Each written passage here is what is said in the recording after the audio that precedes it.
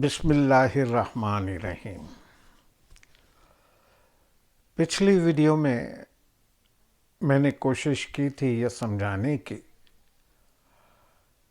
کہ انسان کی زندگی کے درمیان کبھی اس الہام ہو جائے یا خواب میں آ جائے کہ بس اب وہ 6 ہفتے یا 8 ہفتے کا مہمان ہے اور اس کے بعد اس کی زندگی کا خاتمہ ہے۔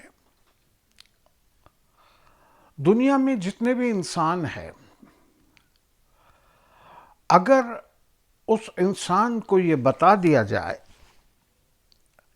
کہ آپ کی موت فلاں ٹائم پر واقع ہوگی یا فلاں طریقے سے آپ کی موت واقع ہوگی، تو بہت کم ایسے انسان ہوں گے جو بلا خوف بلا جھجک اس کو قبول کریں گے اور اس دنیا سے جانے کی تیاری کریں گے۔ لیکن اکثر و بیشتر ایسا ہوگا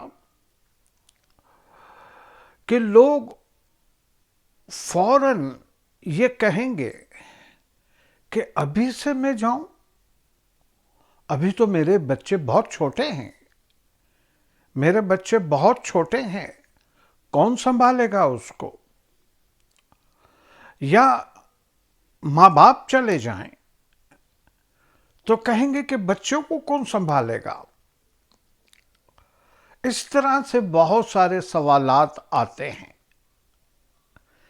کسی درویش نے، ہماری ایک جاننے والی ہے، اس کو کہہ دیا تھا کہ 2020 میں تمہیں موت آنے والی ہے، تم مر جانے والی ہو۔ وہ لڑکی باقاعدہ رونے لگی اور اس کی زبان سے یہ بات نکلی کہ بچے میرے چھوٹے ہیں، ابھی سے میں نہیں جا سکتی۔ یعنی اتنی خوف زدہ ہو گئی۔ حالانکہ سب جانتے ہیں کہ پالنے والا، پوسنے والا، رزق دینے والا، کیئر ٹیکر جو ہے وہ اللہ تبارک و تعالی ہے۔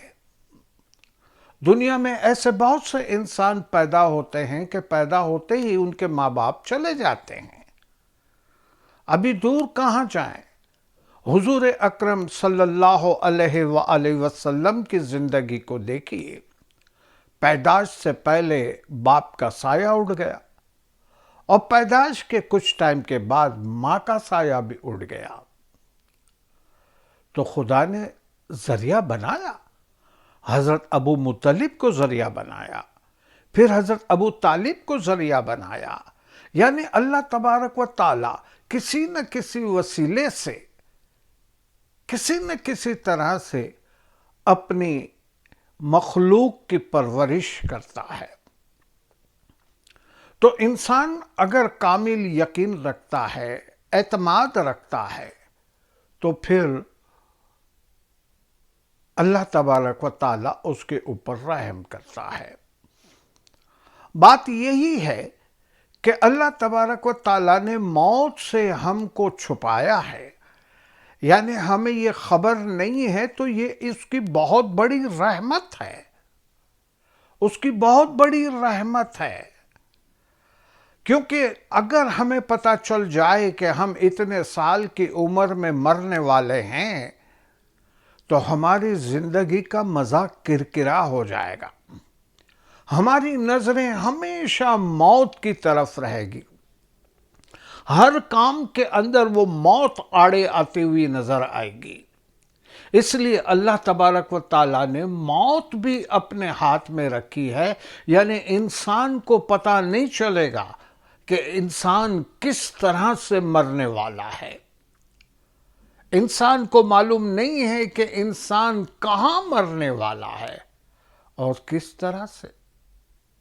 دنیا کے اندر واقعات ہوتے رہتے ہیں، دنیا کے اندر بہت ساری باتیں ہوتی رہتی ہے، یہ سب انسان کو سمجھانے کے لیے ہے۔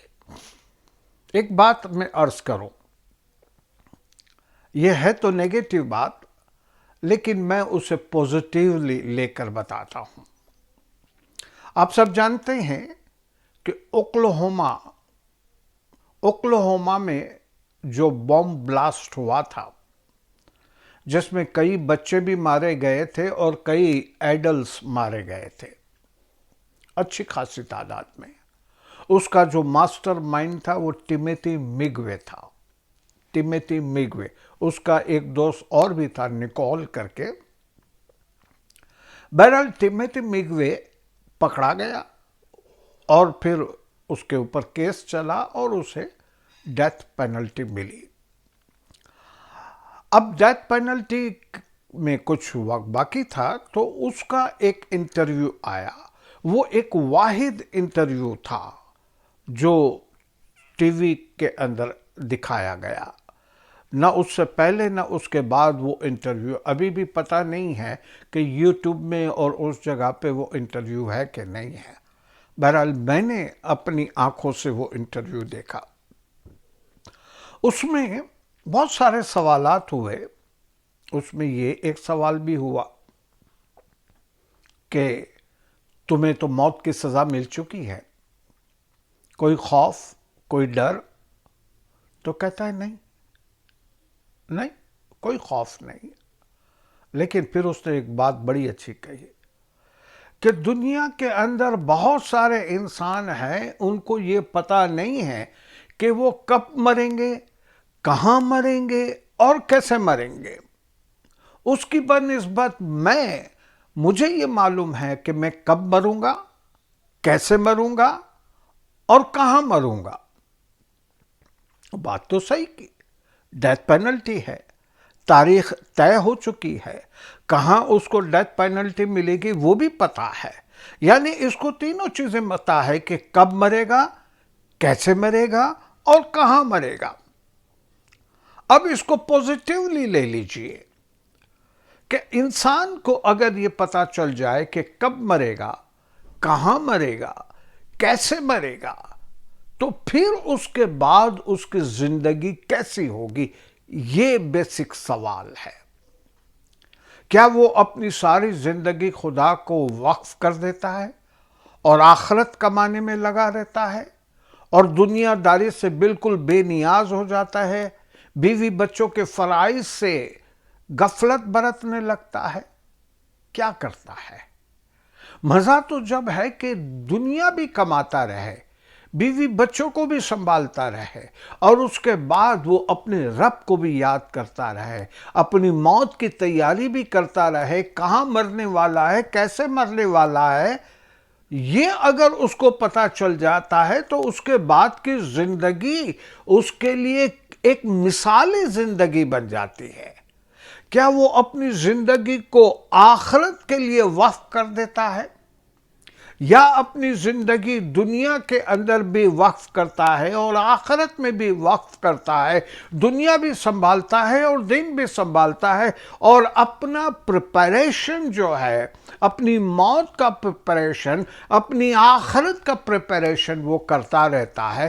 جب وہ پریپئر ہو جائے گا پھر اسے کوئی غم نہیں ہوگا، پھر اسے کوئی دکھ نہیں ہوگا، کیونکہ وہ جانتا ہے کہ موت کے بعد میری روح کس کے پاس جانے والی ہے اور کون اتنا رحم رحمی بادشاہ ہے کہ اس کو بخش سکتا ہے، اس کو معاف کر سکتا ہے، اسے جنت الفردوس میں جگہ دے سکتا ہے۔ یہ یقین کامل کے ساتھ وہ مرے گا، اس کی روح نکلے گی، اس کی سانس رکے گی، کیونکہ یہی تو چیز ہے، یہی تو چیز ہے۔ لیکن بہت سے ایسے انسان ہیں کہ جن کو پتا چل جائے کہ میں اس تاریخ کو مرنے والا ہوں تو دنیا کا مزہ اس کے سامنے کرکرا ہو جاتا ہے، دنیا میں وہ دلچسپی نہیں لیتا ہے، بل اس کو موت کا ڈر ہوتا ہے، موت کا خوف ہوتا ہے۔ اب اسی طرح سے ایک مثال جو آپ لوگوں نے سنی ہوگی، دوبارہ عرض کر دوں کہ ایک بادشاہ بہت ہی سمپل، بہت ہی سیدھا سادہ معمولی سے کپڑے پہنتا تھا اور بڑا عام سا کھانا وغیرہ کھاتا تھا۔ میرا جیسا ایک آدمی وہاں پہ چلا گیا اور اس نے بادشاہ سے کہا کہ بادشاہ سلامت، آپ کے پاس ماشاءاللہ طاقت ہے، آپ یہاں کے بادشاہ ہیں، آپ کے پاس دولت ہے، آپ کے پاس دبدبا ہے، تو کیوں نہیں آپ اچھے لباس پہنتے، کیوں اچھا کھانا نہیں کھاتے، آپ آرام سے رہو، عیش کریں۔ تو بادشاہ نے یہ سوال سن کر کہا کہ ہاں بات تو صحیح ہے، ایسا کرو کل دوپہر کو، مثال کے طور پر کل دوپہر کو 1 بجے ہمارے ساتھ کھانا کھانا، آپ آنا اور پھر اپن اور بھی بات کریں گے۔ تو یہ تو آدمی بڑا خوش ہو گیا، اس نے کہا کہ واہ، بادشاہ نے مجھے بلایا ہے بات کرنے کے لیے، تو میں یہ بات کر کے بادشاہ کو امپریس کروں گا، بادشاہ کو متاثر کروں گا، اور بادشاہ خوش ہو جائے گا۔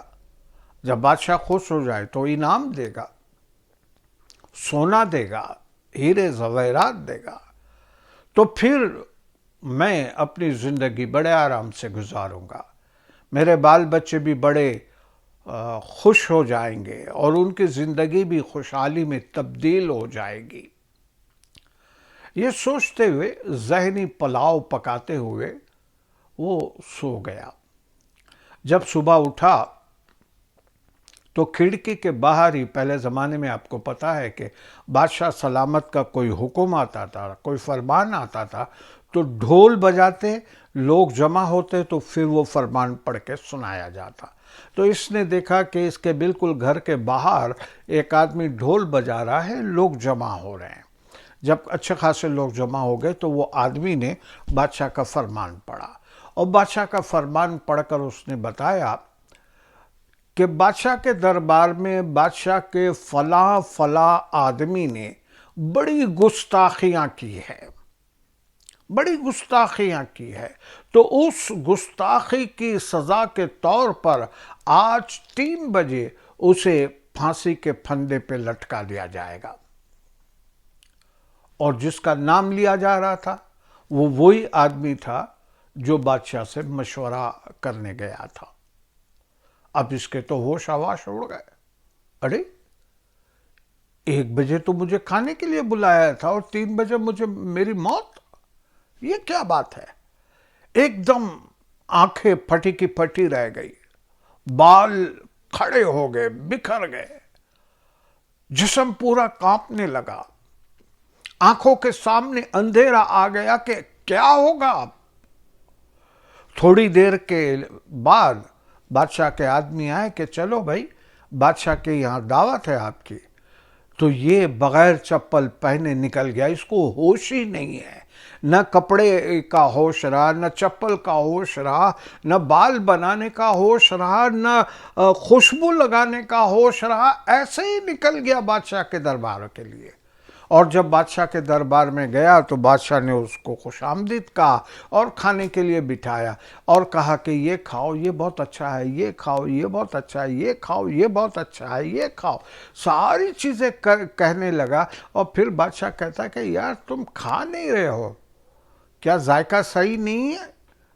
تو وہ آدمی چلا کے کہتا ہے ذائقہ کی کہاں بات کرتے ہو، 3 بجے تو تم مجھے موت کی سزا دینے والے ہو، پھانسی پہ لٹکانے والے ہو، تو کھانے کا مزہ کہاں آئے گا؟ تو بادشاہ ہنسنے لگا۔ بادشاہ نے کہا یہ تیرے سوال کا جواب، میں سادہ کیوں رہتا ہوں، تجھے 3 بجے تک کی تو مہلت ہے نا، لیکن مجھے تو یہ بھی پتہ نہیں ہے کہ میں جو سانس لوں گا وہ باہر نکلے گا کہ نہیں نکلے گا، میں جو نوالا کھاؤں گا وہ میرے پیٹ میں اترے گا کہ نہیں اترے گا، یہ بھی مجھے پتہ نہیں ہے، تو بتا میں کس طرح سے اچھے لباس پہنوں، کس طرح سے اچھے کھانے کھاؤں، کس طرح سے زندگی کو انجوائے کروں۔ یہ ایک طرف کی کہانی ہے اور ڈیسیشن آپ کو لینا ہے۔ انشاءاللہ عزیز پھر دوسرے موضوع کے ساتھ آپ کی خدمت میں حاضر ہوں گا، اس وقت تک اجازت دیجیے، خدا حافظ، جیو اور جینے دو۔